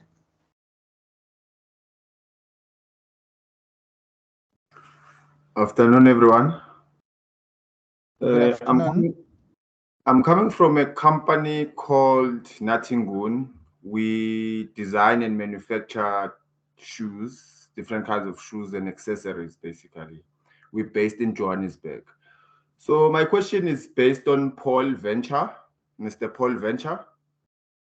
He touched on their company having setting up an investment to actually help local companies like South African companies, for example, when it comes to investment. I just wanted to find out, is it possible if he could actually share more information about that platform, because he said they are actually setting it up this week or something. So I just wanted to, it's more of like a question to get more information about it and take advantage of it as everyone that is here. Thank you very much. Thank you very much. Over to you, Paul Fenter. Nati, thanks for the question. To just put a little bit of parameters around it, or the fund that we're setting up for the first 3, maybe 4 years is going to be focused on a series of strategic consumer goods acquisitions. That is really about or consumer goods companies and supply chain acquisitions. So the focus is not so much growth capital than what it is private equity. And company sizes that we'll be focusing on will be in the vicinity of probably generating EBITDA or of at least $3.5 million or plus annually. So I hope that gives you a little bit of insight, but we will be publishing the information on LinkedIn and other channels within the next week. Thanks very much, Paul. I hope that Nati, your question has been attended to. If not, please reach out to us and we can actually put you in touch with Paul directly. Next question from Doyana. I don't know whether I've pronounced that correctly. Hi, George. It's Ntundana, but it's a great first attempt. Sorry about that. Hi, everybody, and thank you so much for this very informative session. Really, I'm leaving here with a lot of nuggets. So my question is, I'm from Black Umbrellas. We are a partner development entity under the Cyril Ramaphosa Foundation. So we focus on developing SMMEs specifically and creating opportunities for them to gain access to markets, etc. And specifically, my question is, what does it mean when we talk about SMME being ready? Because I think that's what we would like to find out, because that's an area of development and an area of upliftment that we would like to do for a lot of our SMMEs once we've taken them through the development process and being ready to then procure and gain better commercialization. So what are we looking at? Because I know one of the speakers mentioned de-risking transactions, the verification process, etc., and associated activities. I'd maybe just appreciate a little bit extra on that. Thank you, everybody. Thank you very much. I would like to apologize for butchering your name there, and please forgive me. Maybe let me call Warwick to respond to that question, and we can also find if there's anyone else who's who has more information on that end. Warwick? Yeah. Thanks very much. And Tonyana, the investor, sorry, the market ready ness of any SME, it all depends on on what we're actually looking at. So it's if it's from an investment perspective into that SME, it would all come down to the readiness of the actual entity for what the investor is looking for. So, for an example, it could be in 3 years financial statements, but I assume in this case we're talking about readiness from a trade perspective. So, for an example, if you're looking to export a product to the US, and it's forms part of the food group of products, you may need to be HACCP registered, for an example, which is a certification that would be one of the requirements to export a product to the USA. So that could be one of the aspects of readiness. But another thing that is overlooked is on the packaging. When you're selling a product in South Africa, there are different requirements in the US from a packaging perspective. It's with regards to something as small as a barcode. You've got different barcodes that's setups in the US versus what we have in South Africa. There are different requirements that are required on a label of a product. So there are many aspects when it comes to readiness from an export perspective. So what I would advise you from the foundation that you're overseeing is contacting the likes of the GGDA, going through their sites, looking at the specific requirements for that specific product and specific SME, if they're looking to export their products. Thanks very much, Warwick. Thank you very much. Thank you so much. Thanks for that. Okay, great. Any other question?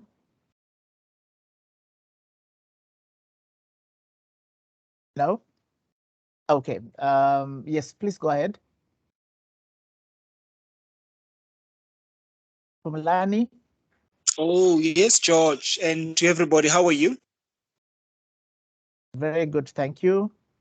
Thank you so much. What I wanted to find out from the last presenter, Scott, if I'm pronouncing it correctly, his name, in terms of, I see the products he was displaying and how they're helping the entrepreneurs and putting it on Amazon and all that, just maybe his details, maybe to see maybe whether our product is export ready, and maybe what assistance they can give us in terms of putting our product into their platform on Amazon. Thank you so much. Thanks very much. So maybe if I could just ask you this question, Pumlani, where are you based?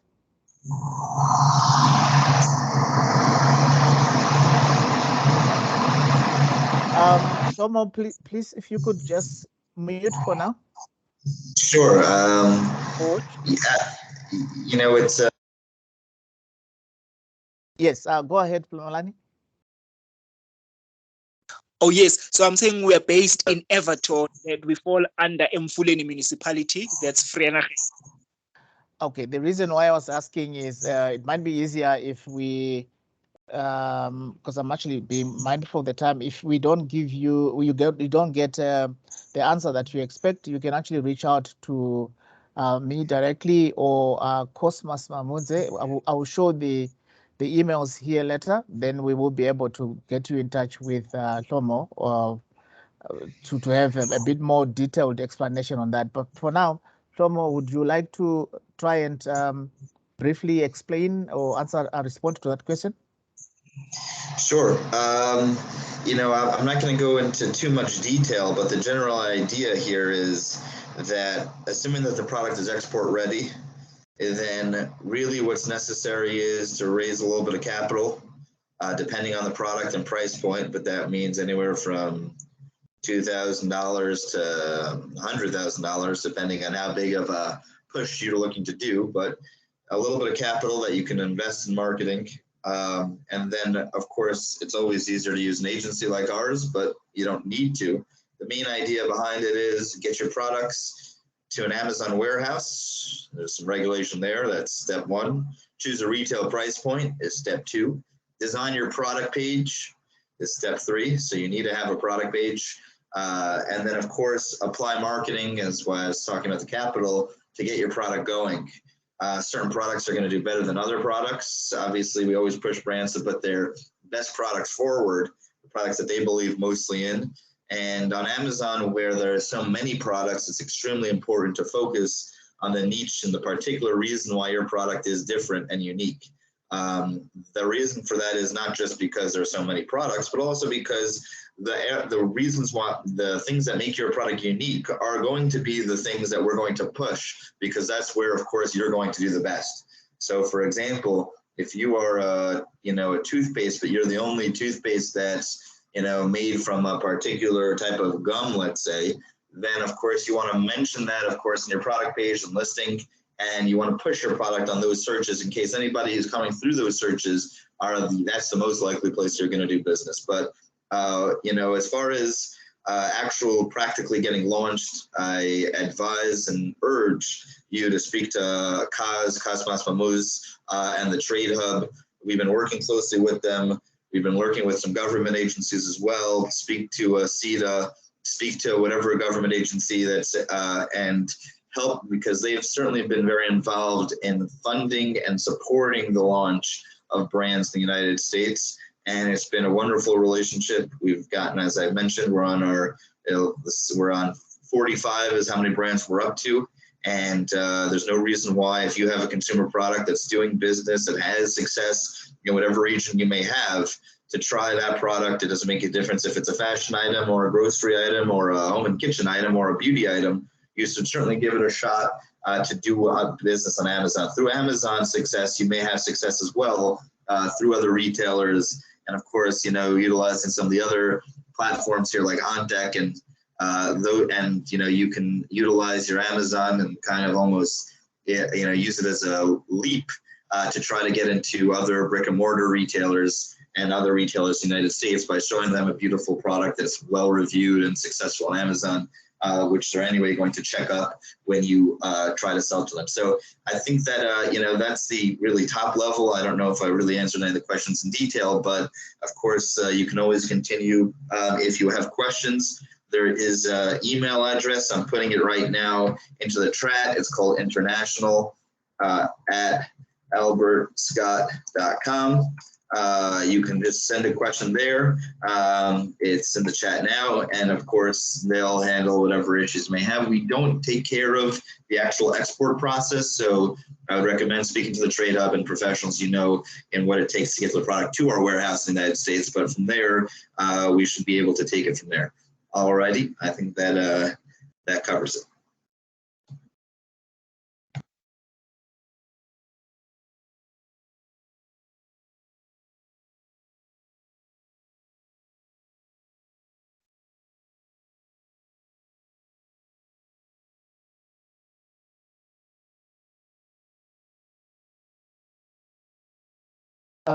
Thanks very much, Shomo. Are there any other questions? If not, please note that you can always send your follow-up questions to us. I will be sharing the emails for all the USAID Trade Up representatives in different countries, and then we will be able to get back to you with an answer and just lay out what is going to happen. We do have a platform. If you could move on to the next slide, where we put all the success stories and any of the videos based on or from all the webinars that we conduct. I note that we might have lost our moderator, maybe because of bad connectivity. So I'll try and continue to run with the event until he comes back. But I just wanted to say that we do have success stories on our website, as indicated there, which is just listed, indicated at the bottom of the screen there. Please visit that website and you'll be able to find all the resources that the USA Trade Up has put together over the years. Also, this webinar video is going to be posted on the website together with other with the videos from other webinars as well. Please free to visit that link and you'll be able to find most of the videos that we've recorded. Then going forward, we do have other upcoming events. The next one is going to be on the 3rd of June for those that will be interested. Sorry, if you could go back, Wendy, on actioning and follow-up for return on investments. And that in Namibia, we do have an event or 2 events coming up there. And also there's another event on the 9th of June. The big one is the Fancy Food Show, which is going to happen in New York on June 12th to where we are taking a total of 40 firms from the region, from the 9 countries we support to attend this Fancy Food Show, which is mainly a specialty food event. And then we have another event, which is South Africa AGOA Exporter Awards, which is mainly to recognize those companies that have exported to the US from South Africa under AGOA during the past year. Next slide, please. So like I said earlier, we do have representation in all the 9 countries we work in.